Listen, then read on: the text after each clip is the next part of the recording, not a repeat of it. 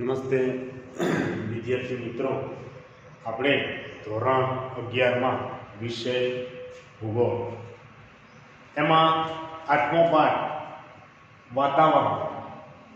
વાતાવરણ વિશે જે આપણે આગળના લેક્ચરમાં જે ચર્ચાઓ છે એ કરી, એમાં છેલ્લે આપણે મધ્યાવરણ જે વાત કરી, મધ્યાવરણ પછી ખાસ તો કે મધ્યાવરણ, ઉષ્માવરણ અને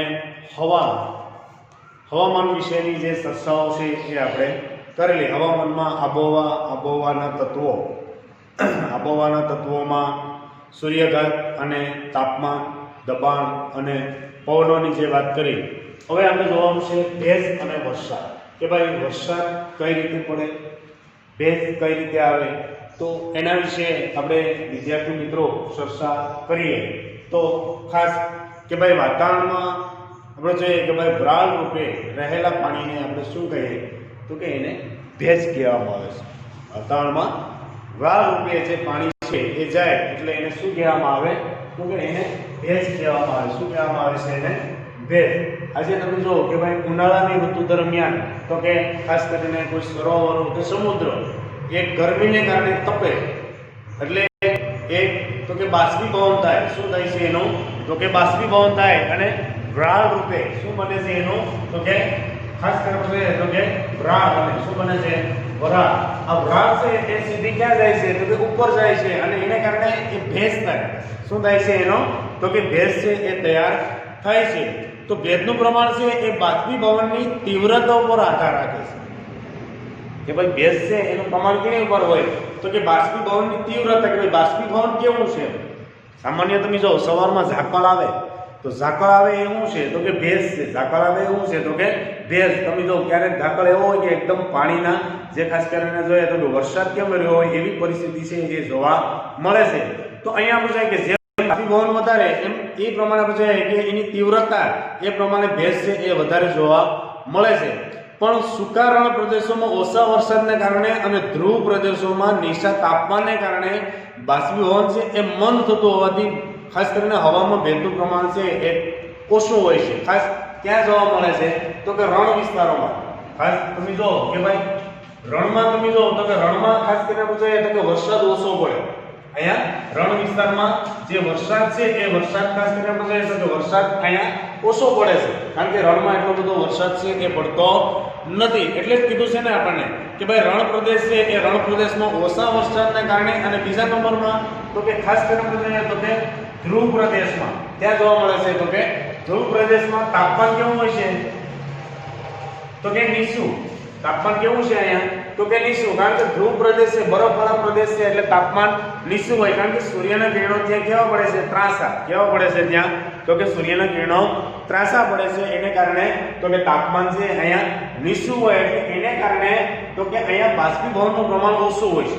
હા, બે જગ્યાએ તમે જો તો કે બાષ્પીભવનનું પ્રમાણ છે એ ખાસ કરીને અહીંયા જોઈએ તો કે બાષ્પીભવનનું પ્રમાણ છે કે અહીંયા ઓછું હોય છે, કારણ કે રણ વિસ્તારમાં વરસાદ ઓછો પડે એટલે બાષ્પીભવન તો કંઈ થાય નહીં.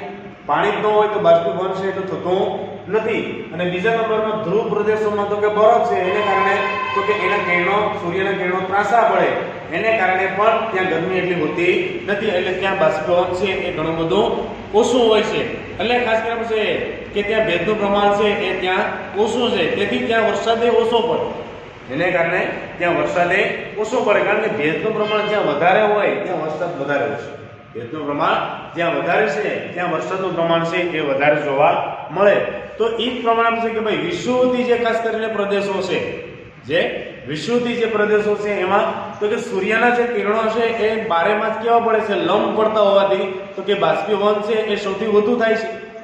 સૂર્યના કિરણો તો કે વિષુવવૃત્તીય જે પ્રદેશો છે ત્યાં તો કે સૂર્યના કિરણો કેવા પડે છે? તો કે લંબ પડે, સીધા પડે છે, એટલે ત્યાં ગરમીનું પ્રમાણ વધારે હોય છે, એટલે ગરમી વધારે થાય એટલે બાષ્પીભવન વધારે થાય છે. એને કારણે તો કે ત્યાં બાષ્પીભવન છે એ વધારે થાય છે, એને કારણે તો ત્યાં વરસાદ વધુ થાય છે. એટલે દુનિયાનો સૌથી સરેરાશ વધુ વરસાદ છે અહીં પડે છે. દુનિયાનો સૌથી વધુ વરસાદ ક્યાં પડે? તો કે વિષુવવૃત્તીય પ્રદેશોમાં. ક્યાં પડે છે? તો કે વિષુવવૃત્તીય પ્રદેશોમાં પડે છે. તો હવામાં રહેલો ભેજ છે ઉકળાટ અને બફારો ઉત્પન્ન કરે છે. હવામાં તમે જો ભેજનું પ્રમાણ હોય તો એ શું ઉત્પન્ન કરે છે? ઉકળાટ ઉત્પન્ન કરે છે, બફારો ઉત્પન્ન છે એ કરે છે. કારણ કે એકદમ ભેજનું પ્રમાણ હોય ને એટલે ઉકળાટ થાય. શું થાય છે? ઉકળાટ થાય અથવા બફારો ઉત્પન્ન થાય છે. એટલે આ કારણથી શું થાય તો કે વિષુવવૃત્તીય પ્રદેશોમાં ભેજવાળી આબોહવા છે એ માનવ સ્વાસ્થ્ય માટે અનુકૂળ નથી. કારણ કે બફારો થાય, એકદમ ગરમી થાય, એને કારણે માણસનું સ્વાસ્થ્ય છે એ બગડે. કારણ કે સામાન્ય તમે જો ગરમીને કારણે માણસ છે એમાં ટેમ્પરેચર વધી જાય, તાવ આવી જાય, આવી પરિસ્થિતિ છે એ સર્જાય. એટલે જ કીધું છે અહીંયા કે ખાસ કરીને આ ભેજવાળી આબોહવા છે એ માનવનું સ્વાસ્થ્ય માટે અનુકૂળ નથી. કારણ કે ભેજને કારણે મનુષ્યને કોઈને કોઈ પ્રકારની બીમારી છે એ રહેતી હોય છે. આપણે દાખલા તરીકે આપણે દરિયાકાંઠો છે તમે જો તો દરિયાકાંઠામાં ભેજનું પ્રમાણ વધારે હોય છે. આપણા દરિયા કિનારાના વિસ્તારોમાં તમે જો ભેજનું પ્રમાણ વધારે, ભેજને કારણે કોઈને કોઈ બીમારી આવે, માણસનું શરીર છે એકદમ ચીકાશવાળું થઈ જાય. બીજા નંબરમાં તો કે માણસમાં એટલું બધું આળસ ઉત્પન્ન થાય છે. કારણ કે ભેજને કારણે, કોને કારણે તો કે ભેજને કારણે. કારણ કે દરિયાકાંઠાના વિસ્તારોમાં ભેજનું પ્રમાણ છે એ વધારે છે. અને બીજા નંબરમાં તો કે સાંધાના દુખાવાને આવી ઘણી બધી પરિસ્થિતિ છે કે જોવા મળે છે આ ભેજને કારણે. કોને કારણે તો કે દરિયાકાંઠાના ખારાશનો જે ભેજ છે એને કારણે અસર થતી હોય છે. એટલે આ રીતે ભેજ અને વરસાદને કારણે તો કે સૂકી અને ભેજવાળી આબોહવા છે એ નક્કી થાય છે. કોને કારણે તો કે ભેજ અને વરસાદને કારણે સૂકી અને ભેજવાળી આબોહવા છે એ નક્કી થાય છે. વરસાદના કારણે કે ભાઈ અમુક વિસ્તારોમાં વરસાદ પડતો હોય તો એ પ્રમાણે એની આબોહવા છે એ થતી હોય છે. એટલે આ પ્રમાણે ભેજ અને વરસાદ છે એ આ રીતે જોવા મળે કે જ્યાં ભેજનું પ્રમાણ વધારે ત્યાં વરસાદ એ વધારે પ્રમાણે જોવા મળે. પણ રણ વિસ્તારમાં વાત કરીએ તો રણમાં તો કે ખાસ કરીને આપણે જોઈએ કે બાષ્પીભવન એટલું થતું નથી. કારણ કે વરસાદ એટલો પડતો નથી, બાષ્પીભવન ન થાય, બાષ્પીભવન થાય એટલે વરસાદ એટલો પડતો નથી. એટલે અહીંયા આવી રીતે પરિસ્થિતિ છે એ જોવા મળે. નેક્સ્ટ એના પછી આપણે જોઈએ આબોહવા પર અસર કરતા પરિબળો.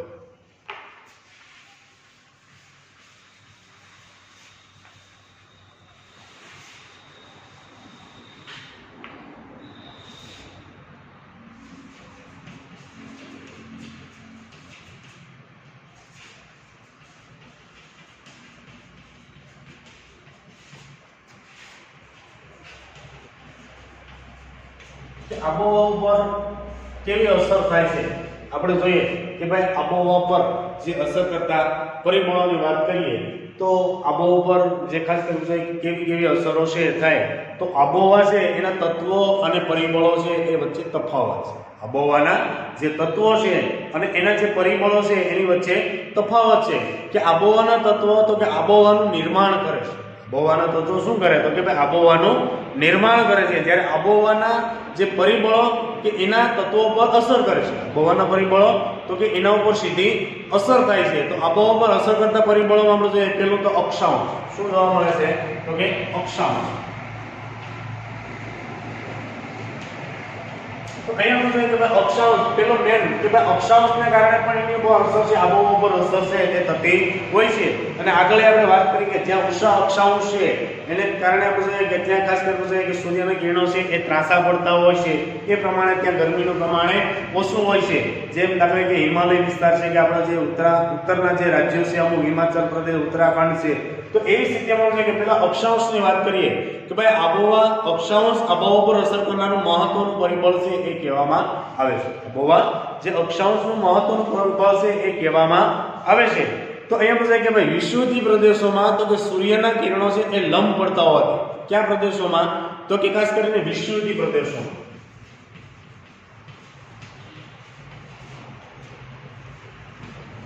કે વિષુવવૃત્તીય પ્રદેશો તમે જો તો ખાસ કરીને જોઈએ તો કે વિષુવવૃત્તીય જે પ્રદેશો છે વિષુવવૃત્તીય પ્રદેશોમાં તો કે સૂર્યના કિરણો કેવા પડે છે અહીંયા તો કે સૂર્યના કિરણો ખાસ કરીને પૂછાય તો કે કિરણો અહીંયા લંબ પડે છે. કેવા પડે છે અહીંયા તો કે અહીંયા સૂર્યના કિરણો છે એ ખાસ તો કે અહીંયા સૂર્યના કિરણો લંબ પડે, સીધા પડે. લંબ પડે મીન્સ કે અહીંયા સૂર્યના કિરણો કેવા પડે છે સીધા પડે છે.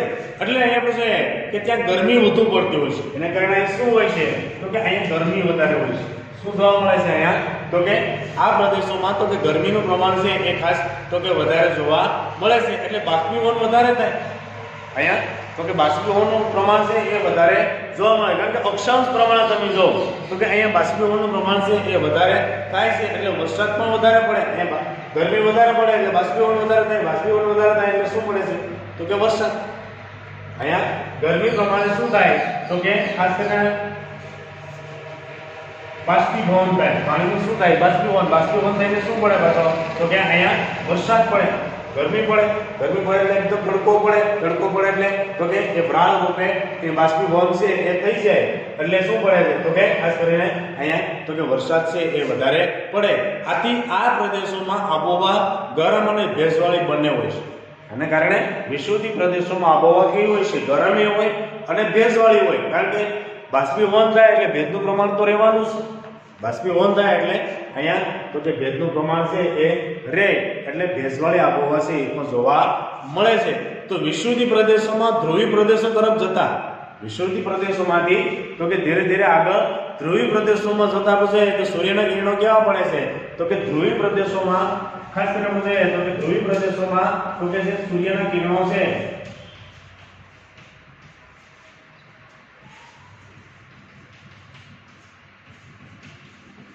ત્રાંસા પડે. કેવો પડે છે?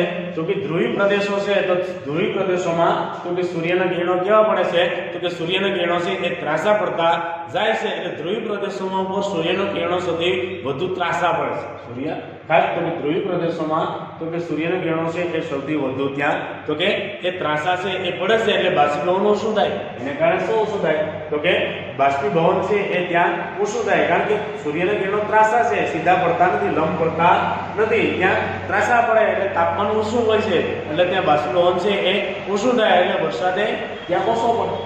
અહીંયા આ રીતે તો વરસાદ છે એ ત્યાં આ રીતે ઓછો પડે છે. તેથી જ અહીં 12 માસ અતિશય ઠંડી હોવાનો ખાસ કરીને આબોહવા છે એ અનુભવ.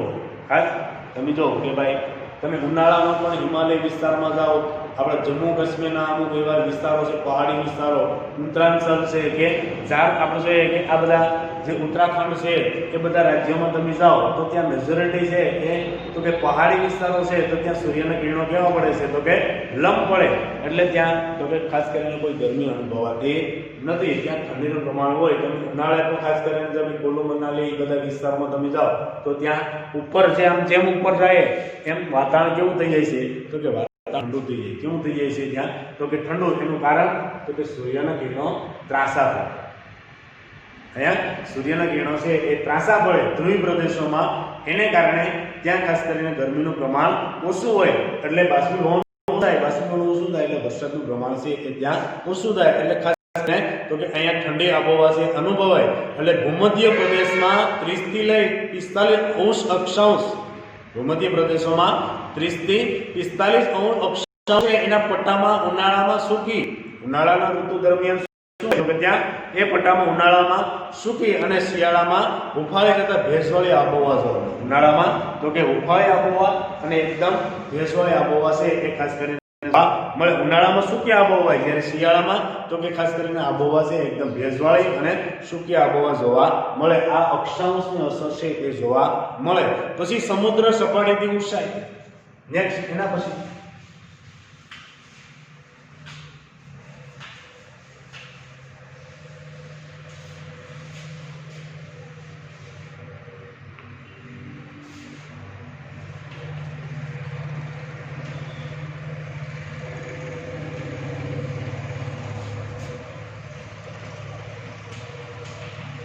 સમુદ્રની સપાટીથી જે ઊંચાઈ વાત કરીએ આપણે અથવા તો સમુદ્ર સપાટી ઊંચાઈ અથવા એનું અંતર એ કહી શકીએ કે ભાઈ સમુદ્ર સપાટીથી એનું જે અંતર છે એ પ્રમાણે એની અસર છે એ થતી હોય છે. તો અહીંયા પછી સમુદ્ર સપાટીથી જેમ જેમ ઊંચે જાય, સમુદ્ર સપાટીથી જેમ જેમ ઊંચે જાય અથવા તો તમે સમુદ્ર સપાટીથી જેમ જેમ અંદરના ભાગમાં જાઓ એ પ્રમાણે જોઈએ કે તાપમાન ઘટે. તાપમાન છે એ ઘટે. જેમ ઉપર જાય એમ તાપમાન છે એનું પ્રમાણ છે તાપમાન ઘટે. 1 કિમીની ઊંચાઈએ વાતાવરણમાં સરેરાશ 6.5 સેલ્સિયસ તાપમાન ઘટે. કેટલું છે? 6.5 સેલ્સિયસ તાપમાન છે એ ખાસ કરીને જોઈએ તો કે તાપમાન ઘટે. 6.5 સેલ્સિયસ છે એ ખાસ કરીને તો કે અહીંયા ઉપર જાય એટલે તાપમાન છે એ ખાસ કરીને તાપમાન ઘટે. યાદ રાખજો આવો પ્રશ્ન છે એ ખાલી જગ્યા રૂપે પૂછાય. જેમ ઊંચા જાય કેટલા કિમી? તો કે 1 કિલોમીટર, 1 કિમી ઉપર જાય એમ ખાસ તો કે 6.5 ખાસ કરવું જોઈએ કે સેલ્સિયસ જેવી તાપમાન છે એ ઘટે. એટલે સમુદ્રની સપાટીથી જેમ ઊંચે તેમ તાપમાન, જેમ ઊંચે જાય એમ તાપમાનની સાથે તો કે દબાણ ઘટે. તાપમાન ઘટે સાથે સાથે શું ઘટે તો કે તાપમાનની સાથે તો કે ખાસ કરીને એમ જોઈએ તો કે દબાણ છે એ દબાણ ઘટે. શું ઘટે છે તો કે તાપમાન ઘટે એ પ્રમાણે તો કે જેમ ઉપર જાય એમ દબાણ છે એ પણ ઘટે. એટલે કેટલાક સ્થળો ઉષ્ણકટિબંધમાં આવેલા હોવા છતાં અમુક સ્થળો કેવા છે તો કે ભાઈ અમુક સ્થળો તો કે ઉષ્ણકટિબંધમાં આવેલા હોવા છતાં એની ઊંચાઈને કારણે ત્યાં આબોહવા તો કે ખુશનુમા હોય છે. આબોહવા કેવી હોય છે તો કે ખુશનુમા અને ખાસ તો કે સ્ફૂર્તિદાયક હોય છે. આબોહવા કેવી હોય છે સ્ફૂર્તિદાયક. સમજો કે આગળ આપણે વાત કરી જે અક્ષાંશવાળા વિસ્તારોમાં જો ભેજનું પ્રમાણ હોય એટલે એને ખાસ કરીને માણસની જે સ્વાસ્થ્યને વધારે અસર થાય. મેં કીધું એમ કે તમે જો આપણે દરિયાકાંઠાના વિસ્તારોમાં ચિકાસ ભેજને કારણે તો કે શરીરમાં ચિકાસ રહે, પછી શરીરમાં કોઈને કોઈ માંદગી રહે. એનું કારણ તો કે ખાસ કરીને ભેજને કારણે કોઈને કોઈ બીમારી આવે ભેજને કારણે. પણ અહીંયા શું કીધું આપણને કે સમુદ્રની સપાટી ઊંચાઈએ જાય અથવા તો અંદરના ભાગમાં તમે દાખલા તરીકે વેરાવળથી તમે ધીરે ધીરે આગળ વધો, વેરાવળથી તો કે ગળું પહોંચો અને ગળું પછીનું તમે વાતાવરણ જો જુનાગઢ સુધી તમે જો કે અનુભવ કરો. પછી તો આગળની વાત તો અલગ છે, પણ જુનાગઢ તમે જાઓ એટલે વાતાવરણમાં ઘણો બધો ચેન્જ આવી જાય. વાતાવરણમાં ઘણો બધો ચેન્જ, અમુક પ્રકારની બીમારી તમે દાખલા તરીકે જુનાગઢમાં રહ્યો તો તમને થાય નહીં, કારણ કે ત્યાં ભેજ ઓછો છે. ત્યાં ભેજનું પ્રમાણ છે એટલું હોતું નથી, કારણ કે સમુદ્રનું અંતર વધી જાય. શું વધી જાય છે? સમુદ્રનું અંતર. સમુદ્રની અસર છે એ બાજુના વિસ્તારો સુધી હોય. દાખલા કે વેરાવળ છે આપણું, તો વેરાવળને દાખલા કે ગળું સુધીની અસર વધારે જોવા મળે. તો જેમ તમે આગળ જાઓ એની અસર છે એ ઘટતી જાય છે. એટલે કોઈને કોઈ બીમારી છે એ ભેજવાળા વાતાવરણમાં જોવા મળે, પરંતુ જેમ આગળ જાઓ એમ એવી બીમારી આવતી નથી. એટલે જ અહીં કીધું આપણને કે ખાસ કરીને તેની ઊંચાઈને કારણે ત્યાં આબોહવા છે એકદમ સ્ફૂર્તિદાયક છે, ખુશનુમા અને સ્ફૂર્તિદાયક. તમારા શરીરમાં સ્ફૂર્તિ રહે છે. અહીંયા ભેજને કારણે તમારા શરીરમાં કોઈ સ્ફૂર્તિ રહેતી નથી, કારણ કે ભેજને કારણે તમારા મનમાં આળસ ચડે, કારણ કે કોઈ શરીરમાં સ્ફૂર્તિ નથી કે તમે શ્રમ કે કોઈ કામ છે એ કરી શકો. પણ આ રીતે છે કે ભેજની એટલી અસર છે એ જોવા મળે એટલે અહીંયા શરીરમાં સ્ફૂર્તિદાયક રહે.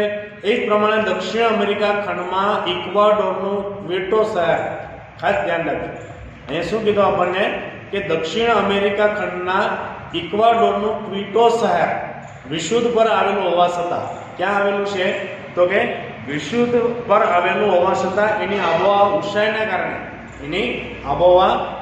ઊંચાઈના કારણે ખુશનુમા રહે છે. કારણ કે ઇક્વાડોર છે એ ખાસ કરીને એની ઇક્વાડા અહીંયા ખાસ કરીને તો કે આ જે શહેર છે એ ખાસ કરીને તો કે ઇક્વાડા જે શહેર છે એની ખાસ કરીને ઊંચાઈ એટલી છે, એની ખાસ કરીને તો કે એની ઊંચાઈ છે એ એટલી છે. તો ઊંચાઈને કારણે કે આ પ્રદેશમાં તો કે વિષુવવૃત્ત પ્રદેશોમાં આવેલું છે, છતાં એની ઊંચાઈને કારણે એનું વાતાવરણ છે એ ખાસ કરીને કેવું હોય છે તો ખુશનુમા છે એ જોવા મળે છે. તો એ પ્રમાણે છે કે માટે લોકો ઉનાળાની સખત ગરમીથી બચવા અને મગજ શું થાય તો કે ખાસ તો કે ઉનાળામાં શું પડે તો કે ઉનાળામાં તો કે ગરમી પડે. શું પડે છે અહીંયા તો કે ઉનાળામાં શું પડે છે તો કે ખાસ કરીને ગરમી પડે. એટલે ગરમીથી લોકો બચવા માટે તમે જો કે મેજોરિટી લોકો તો કે ગરમીથી બચવા માટે તો કે ખાસ કરીને શિમલા, મનાલી, દાર્જિલિંગ, માઉન્ટ આબુ, સાપુતારા, પંચમઢી, મહાબળેશ્વર, ઉટી વગેરે ઊંચાઈ પર આવેલા જે ગિરિમથકો છે એ ગિરિમથકો જાય છે, કારણ કે ત્યાં સૂર્યના કિરણો ત્રાસા પડે છે. ત્યાં સૂર્યના કિરણો ત્રાસા પડે એટલે ત્યાં ગરમીનું પ્રમાણ છે બહુ ઓછું હોય. એટલે મેં કીધું ને કે તમે ઉનાળાની ઋતુમાં તમે જો મેજોરિટી તમે કુલ્લુ મનાલી, દાર્જિલિંગમાં ને જાઓ તો ત્યાં એટલી ગરમી થતી નથી. જેમ ઊંચાઈએ જાય એમ કિરણો ત્રાસા હોય એને કારણે તો કે ત્યાં એટલી બધી ગરમી છે એ હોતી. વિષુવવૃત્ત પ્રદેશોમાં હોવા છતાં આપણે જોઈએ કે અહીંયા અમેરિકાનું જે ખાસ કરીને શહેર છે એ ક્વોટા, તો એ ક્વેટો છે એ શહેર વિષુવવૃત્ત પ્રદેશમાં આવેલું છતાં એની આબોહવા એટલી બધી ખુશનુમા છે. ઊંચાઈને કારણે એની આબોહવા છે એટલી બધી ખુશનુમા જોવા મળે. તો આ રીતે આપણે જોઈએ કે જેમ ઊંચાઈ જાય એમ એના કિરણો છે એ ખાસ કરીને ત્રાસા પડતા હોય એટલે વાતાવરણ આખું ખુશનુમા જોવા મળે. પછી આપણે જોઈએ સમુદ્રની ઊંચાઈ એ જ પ્રમાણે સમુદ્રનું અંતર જે મેં તમને વાત કરતા કહેતા ભેગી એ પ્રમાણે તો કે સમુદ્રનું ખાસ કરીને અંતરની વાત કરીએ આપણે. જેમ ઊંચાઈ એ પ્રમાણે તો એનું અંતર છે એ પણ વધારે અસર કરે છે. તો અહીંયા આપણે વિદ્યાર્થી મિત્રો કે ખાસ ઊંચાઈની જેમ અંતરે અસર વધારે કરે છે કે જમીન અને પાણીની ગરમી સંગ્રહ કરવાની શક્તિ. જમીન અને પાણીની જે ગરમી છે એ સંગ્રહ કરવાની જે શક્તિ અને આપલે કરવાની શક્તિ જુદી જુદી છે. સંગ્રહ કરવાની શક્તિ જુદી છે, પાણીની ખાસ કરીને આપણે કે આપલે કરવાની શક્તિ પણ જુદી જુદી છે. એટલે પૃથ્વી પર આવેલા મહાસાગરો અને ભૂમિખંડો, પૃથ્વી પર આવેલા ખાસ તો કે જે મહાસાગરો અને ભૂમિખંડો, અહીં આપણે જોઈએ કે ભાઈ મહાસાગરો અને તો કે ભૂમિખંડો છે એની આ અસર સ્પષ્ટ જોવા મળે છે. મહાસાગરોની અસર જોવા મળે છે અને ભૂમિખંડો છે એની પણ અસર છે એ જોવા મળે છે. તો સમુદ્ર કિનારાના નજીકના વિસ્તારોમાં સમુદ્રની અસરને કારણે આબોહવામાં સમઘાત જોવા મળે છે. કારણ કે સમુદ્રની અસર થતી હોય, સમુદ્ર કાંઠે જે ખાસ કરીને રેસિડેન્ટ હોય મેજોરિટી છે, તો એમાં તો કે એની અસર વધારે થાય એટલે ત્યાં તો કે સમઘાત કેવી હોય છે, તો કે સમઘાત જોવા મળે. જ્યારે સમુદ્રથી દૂર ખંડસ્થ ભાગોમાં એટલે કે દૂરના ભાગોમાં એટલે એને શું કહેવાય, તો કે ખંડસ્થ ભાગોમાં, જેમ તમે મેં વાત કરી કે ભાઈ તમે દાખલા કે વેરાવળથી ગળું જાઓ, ગળુથી જુનાગઢ જાઓ એટલે એમાં ઘણું બધું આબોહવામાં પરિવર્તન આવી જાય. જે ઠંડી હવા આવતી હોય ને એ ધીરે ધીરે ઉનાળામાં ઘટતી જાય અને ગરમ હવા આવે. પણ એ વાતાવરણ છે એકદમ ખુશનુમા હોય છે. અહીંયા ભેજનું પ્રમાણ વધારે હોય એટલે જ કીધું કે ખંડસ્થમાં આપણે જોઈએ કે ભાગોમાં તાપમાન ઊંચું હોય. ખંડસ્થ ભાગોમાં વચ્ચેના ભાગોમાં તમે જો તાપમાન છે એ ઊંચું રહે છે અને વરસાદ ઓછો પડે છે. તાપમાન ઊંચું હોય એની સાથે સાથે તો કે વરસાદ છે એ ત્યાં ઓછો પડે. તો મુંબઈ છે, સિંગાપોર છે, લંડન છે, શાંઘાઈ, રિયો દ જીનેરો વગેરે શહેરોમાં તો સમુદ્ર કિનારે હોવાથી ત્યાં સમઘાત આબોહવા રહે. સમાન સમઘાત એટલે સમાન આબોહવા. ઉનાળામાં પણ બહુ ઝાઝો ફેર પડતો નથી, કારણ કે ઉનાળામાં એટલી બધી ગરમી છે એ ત્યાં આપણને લાગતી નથી. કારણ કે સમુદ્રની અસરને કારણે, સમુદ્રની અસર જેમ સમુદ્રથી દૂર થતા જાઓ એમ ગરમીનું પ્રમાણ છે એ વધતું જાય છે. એટલે જ કીધું છે અહીંયા કે ખાસ કરીને અહીંયા સમઘાત, જ્યારે દિલ્હી છે, મોસ્કો છે, વિનીપેગ છે, અમૃતસર છે, લાહોર વગેરે શહેરોમાં તો સમુદ્ર કિનારેથી દૂર હોવાથી ત્યાં આબોહવા છે એકદમ કેવી હોય છે, તો કે અહીંયા વિષમ એટલે ગરમ એવી આબોહવા હોય છે. અહીંયા ગરમ આબોહવા હોય છે. કેવી આબોહવા જોવા મળે છે, તો કે અહીંયા સમઘાત છે એને કારણે આબોહવા કેવી હોય છે, તો કે અહીંયા આબોહવા ગરમ જોવા મળે. તો ફરી વખત નેક્સ્ટ વિડીયોમાં આપણે મળશું ત્યારે આગળ લઈ જઈશું. ઓકે.